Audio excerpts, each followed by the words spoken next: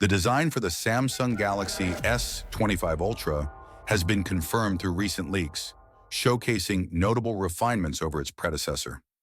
The phone will feature rounded corners, a departure from the square design typical of recent Galaxy Ultra models, which aligns it more closely with devices like the iPhone 16 Pro Max. This change is expected to improve ergonomics and handling.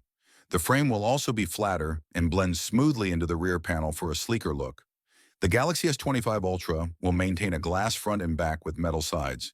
It is reported to have a 6.9-inch display with thinner bezels, making the device narrower and easier to hold.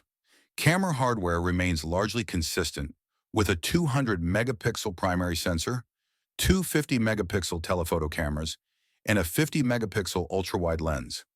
Inside, it will run on the Snapdragon 8 Gen 4 chip, paired with up to 16 gigabytes of RAM and 1 terabyte of storage. The device will launch with Android 15-based One UI 7.1 and promises extended software support. The official announcement is anticipated for early January 2025, likely coinciding with CES.